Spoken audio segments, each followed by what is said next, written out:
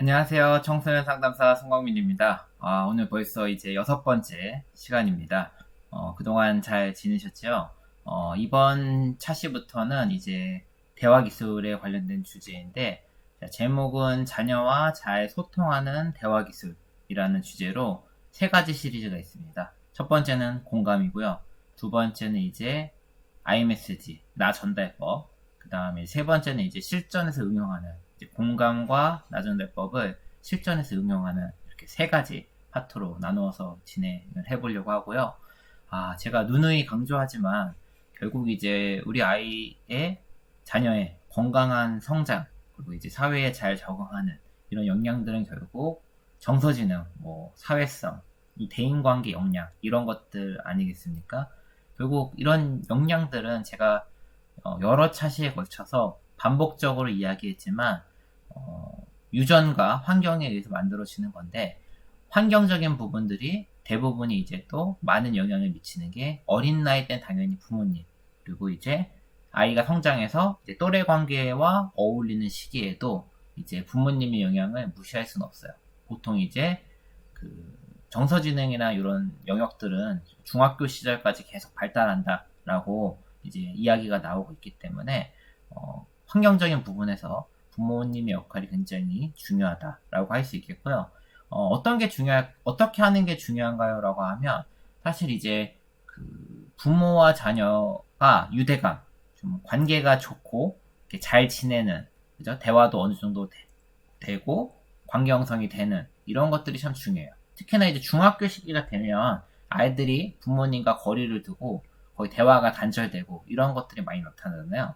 그죠? 사실은, 그게 뭐 크게 치명적이다, 큰 문제다라고 말하기는 어렵지만, 일단 기본적으로 우리 아이가, 내가, 부모가 자녀와 관계를 잘 맺고 있다.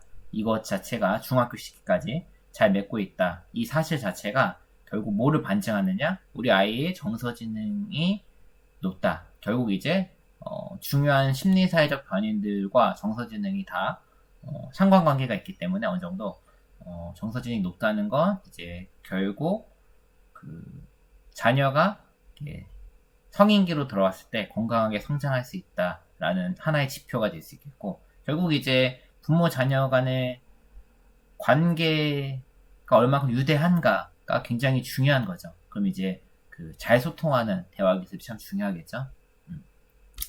특히나 이제 공감적 이해는 사실 제가 항상 중요하는 영역 중에 하나입니다.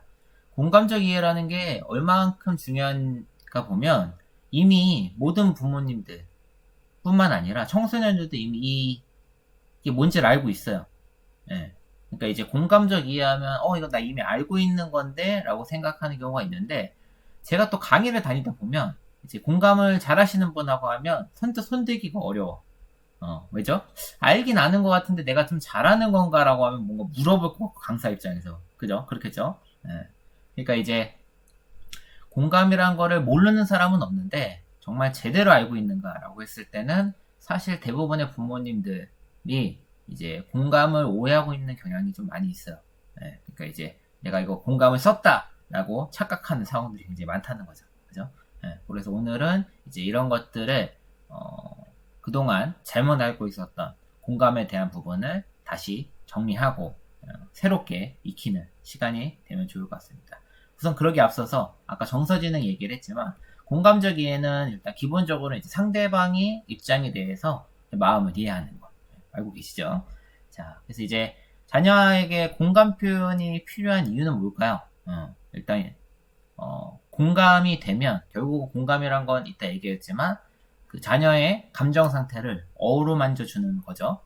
이렇게 공감을 하게 되면 이제 자녀에는 본인을 이해받는 느낌을 갖게 되죠. 그래서 이건 결국 다시 부모를 보다 신뢰할 수 있는 관계가 됩니다.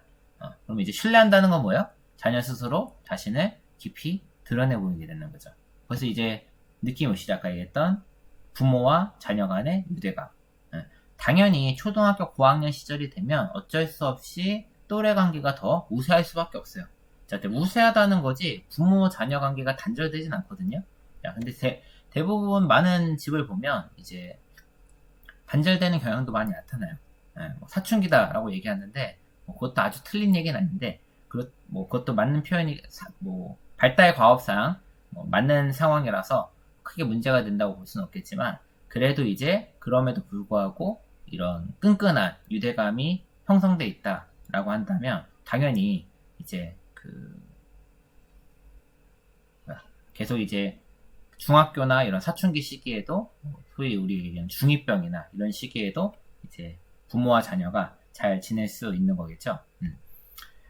자, 그래서 결국 이런 것들이 되면 이제 정서지능 발달, 어쨌든 이제 아까 계속 반복해서 얘기하지만 결국 아이의 정서지능이 중학교 시기까지 형성이 되는 건데 이 정서지능 발달 및 사회성 증대에 영향을 미치게 된다. 요렇죠. 자, 그러니까 이제 공감의 중요성을 우리가 알았다라고 하면 이제 결국 이제 표현 방법, 우리가 오해했던 것들 조금 수정할 수 있는 시간을 좀 가지면 좋을 것 같습니다. 저는 이제 공감적 이해를 표현할 때 헷갈리실 만한 부분들을 조금 싹 정리해서 쉽게 일목요연하게 좀 알려드릴 수 있는 이런 포인트들을 오늘 조금 알려드리려고 합니다. 우선은 공감을 표현할 때는 굉장히 그 전까지는 되게 많은 설명을 들으셨을 텐데 심플하게 두 가지만 기억하시면 돼요. 첫 번째, 상대의 마음을 알아차리기. 자녀겠죠. 자녀의 마음을 알아차리는 게 굉장히 중요합니다. 쉽게 얘기하면 감정 단어를 찾는 거예요. 뭐에 대한? 자녀의 현재의 마음 상태와 가장 가까운 감정 단어를 찾는다라고 생각하세요. 자, 제가 공감적 이해를 표현하는 건 두 단계, 두 가지 순서로 진행한다고 했는데 이 1번이 거의 95% 차지합니다. 이것만 잘하면 돼요. 자, 상대의 마음을 알아차린다는 거는 이제 상대의 언어적 메시지, 자녀가 얘기하는 언어적 메시지도 굉장히 중요한 부분이지만 비언어적인 표현들도 상당히 중요합니다. 어떤 게 있죠?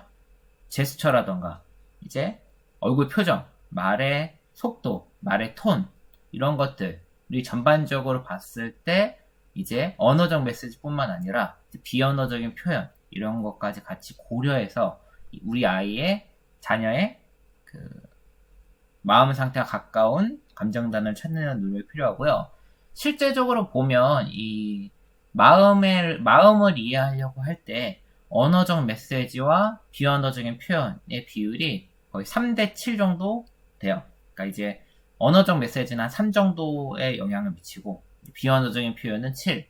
예. 그러니까 사실 메시지 하는 말에 대해 집중하는 것도 중요하지만 비언어적인 표현 이런 것도 굉장히 중요하다. 다시 말해서 굉장히 심혈을 기울여서 들어야 된다. 이런 얘기겠죠? 예. 그래서 실례로 이제 제가 마음을 알아차리는 부분에 있어서 상대가 얘기하고 있을 때 집중해서 들으면서 이 사람의 마음 상태와 가장 가까운 감정 단어를 찾는다. 마치 이 사람의 마음 상태와 맞는 감정 단어를 내가 퀴즈 맞추듯이 맞춘다는 생각으로 접근을 해보시면 좋아요. 한 번도 내가 그러본 적이 없거든요. 그렇게 접근법을 바꾸면 불안해. 내가 맞췄는지 틀리는지도 잘 모르니까. 그죠? 네, 그러니까 이제 약간 그런 맥락으로 접근을 해서 이제 감정 단어를 찾는데 그만큼 집중을 하는 게 중요합니다. 그리고 이게 거의 다예요. 제가 95% 했는데 거의 뭐 100%라고 보셔도 됩니다. 거의 이게 다다. 이것만 하면 이제 공감은 거의 구분능선을 넘었어요. 그럼 이제 마지막에 뭐 하면 돼?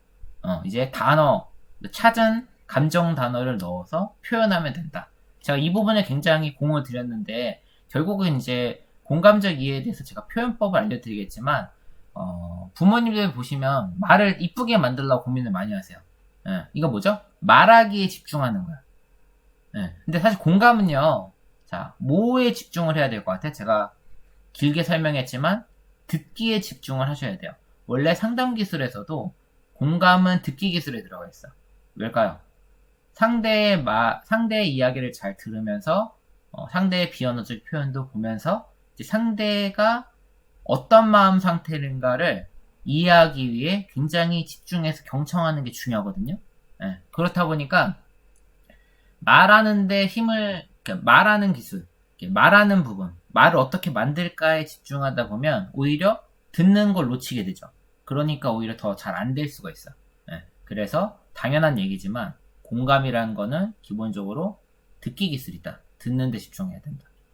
근데 말하는 게 전혀 필요 없는, 그렇지 않죠. 이게 내 말로 전달하는 부분도 중요하니까 이제 감정 단어를 넣어서 표현하면 된다. 결국 이제 공감이라는 건 이제 단어를 넣어서 표현해 주는 게 핵심이다. 이렇게 보시면 될 것 같습니다. 네. 제가 상당 시간을 할애해서 설명했는데 개념이 이해가 되시겠죠? 그래서 항상 이런 부분을 잊지 않으시면 좋을 것 같고, 자, 예문을 통해서 한번 더 살펴보면 좋을 것 같습니다. 자, 자녀가 계속 콧노래로 흥얼거리며 신나게 왔다 갔다 한다. 자, 제가 1단계 뭐 하라고 했죠? 우리 아이의 감정 상태와 가장 가깝다고 아이의 마음 상태와 가장 가깝다고 생각하는 감정 단어를 찾아보라. 신나다, 좋다, 즐겁다, 뭐 요 정도 바운더리일 것 같아요. 이제 약간 그 모습들, 비언어적인 표현들, 모습들을 봐야겠지만 기본적으로 신나게 왔다 갔다 하는 거니까 신나다겠죠. 그죠? 그럼 이제 공감 표현을 하면 어떻게 하면 될까요? 신나다라고 내가 정했어. 내가 집중해서 아이의 상태를 유심하게 보니까 이거는 신나는 상황이야. 신나다로 정했어. 그럼 공감은 어떻게 하면 돼요? 그냥 콧노래를 흥얼거리는 거 보니까 굉장히 신나 보인다. 이런 식으로 하면 공감 표현이 되는 거죠. 근데 이제 이런 표현을 심플하게 만들기가 어려워 라고 하면, 야, 너 참 신나 보이네. 이것도 굉장히 좋아요. 오히려 부모님들이 처음에 공감을 제대로 쓰려고 할 때, 제가 보면 단어만 넣어서 표현을 하는 게 실전에서는 훨씬 자연스럽고 잘 구사해요. 네. 자연스러운 이유는 말 길이가 짧기 때문에 심플한 부분도 있지만, 이제 부모님 입장에서도 내가 자기 말을 만드는데 공을 많이 안 들여도 돼. 네. 그죠? 그러다 보니까 저는 개인적으로 감정 단어만 찾아라. 찾았으면 단어만 던져라. 그냥 약간 뭔가 수식어구만 살짝 넣어서. 네. 그래서 이렇게 신나다로 정했으면, 야, 너 참 신나 보인다. 뭐 좋은 일 있나 봐. 아니면 이제, 너 참 좋아 보이네. 즐거워 보인다. 무슨 일 때문인지 엄마한테도 얘기해 줄래? 아빠한테도 얘기해 줄래? 이런 식으로. 이렇게 질문이 같이 이어지면 좋겠죠? 공감과 질문. 네. 그렇죠? 어렵지 않죠? 다른 예문 한번 보도록 할게요. 자, 요번에 좀 화가 나는 상황인 것 같아요. 엄마에게 계속 핸드폰 연결 안 되다 연결이 됐어요. 자, 엄마, 열쇠도 안 맡겨놓고 그렇게 나가면 어떡해? 애들하고 만나기로 약속하지 했는데 교복 입고 갈 수는 없잖아. 자, 엄마 입장에서도 이렇게 아이가 다짜고짜 화를 내면 화가 나기 때문에 엄마도 사람인지라, 엄마도 사람인지라 좀 그럴 수도 있겠지만, 자, 요럴 때 이제 어쨌든 공감 표현을 만들어 보겠다라고 하면 뭘 하면 돼요? 경청. 제가 어느 정도냐면 지금 뒤에 엄마들이 다 하고 싶은 말, 이 아이가 화를 내서 뭐 변명이라던가 너가 그러면 안 되지 이렇게 하고 싶은 얘기들이 훈육 같은 게 있을 거 아니야. 그런 거에 집중하다 보니까 공감을 했다고 생각하는데 절대 할 수가 없어요. 왜? 내가 아이한테 전달해야 되는 메시지가 너무 많거든. 그거를 신경 쓰는데 이미 아무리 적게 잡아도 60% 이상, 거의 대부분이 차지하지 않겠어요? 공감이 잘 될 수가 없어요. 공감은 기본적으로 상대의 이야기에 집중해야 할 수 있습니다. 경청. 네.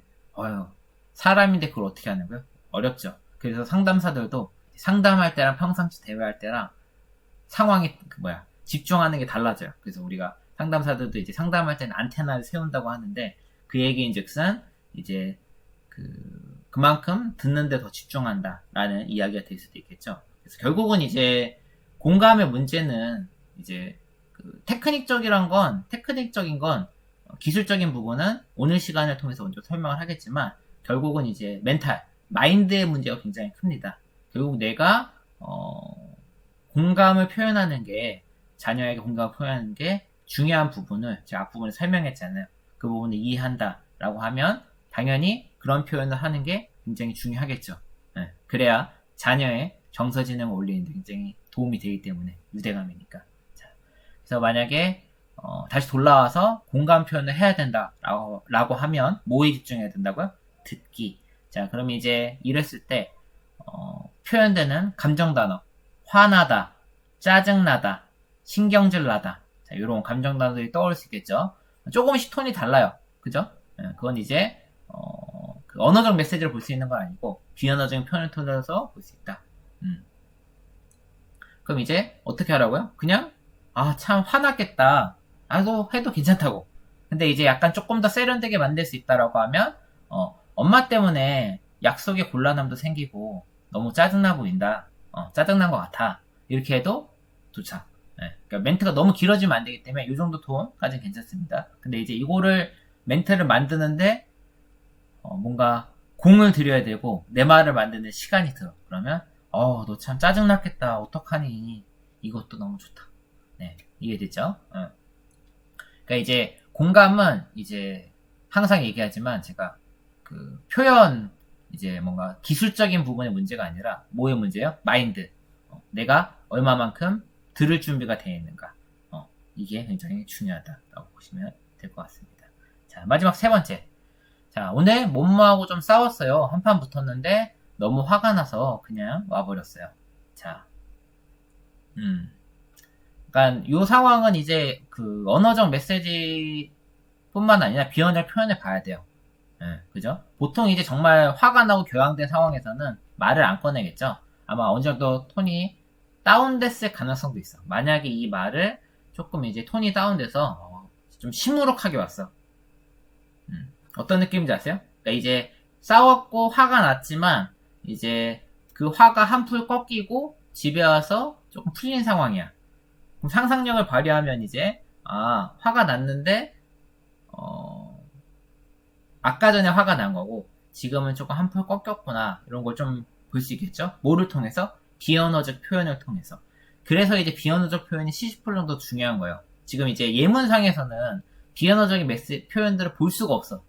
그렇기 때문에 이제 자녀의 감정 상태에 가장 가까운 감정 단어를 찾는데 어려움이 있습니다. 네, 일단은 우리가 이런 미묘한 상황을 고려한다고 했을 때 이제 화났겠다라는 표현도 많겠지만 뭔가 좀 시무룩해졌다라는 표현이 더 나을 수도 있거든요. 근데 만약에 격앙돼서 얘기했다라고 하면 참 너 화가 났구나. 그래. 아니면 이제 좀 시무룩해서 좀 톤이 다운돼서 잤다라고 하면 아이고 근데 화해를 못하고 나서 좀 기분이 좀 시무룩해 보인다. 이런 것도 굉장히 좋죠. 실제로 내가 아까 전에 화가 났는데 지금은 그 친구랑 화해하고 오지 못해서 찝찝함이 남아있는 상황에서 이런 표현을 해준다면 아이는 당연히 내가 그런 마음인데 그걸 엄마가 안 해? 이런 느낌이 들겠죠. 그래서 굉장히 좋다. 결국은 항상 얘기하지만 공감은요 단어 찾는 데 주력하셔야 돼요. 내가 맞춘다 생각으로. 그러려면 어떻게 해야 맞출 수 있어요? 당연히 언어적 메시지와 비언어적인 표현에 모두 집중하셔야 되고 그리고 이제 그만큼 내가 더 공을 들여서 듣는 쪽에 경청에 신경을 쓰셔야겠죠. 네. 그래서 오늘은 이제 공감에 대해서 약간 오해할 수 있는 것부터 정리하고 어떻게 표현해야 되는가 그리고 왜 필요한가 공감이 공감을 잘하면 뭐가 좋은가 이런 것들에 대한 이야기를 좀 드려봤습니다. 당연히 공감을 잘하려면 뭐를 잘해야겠어요?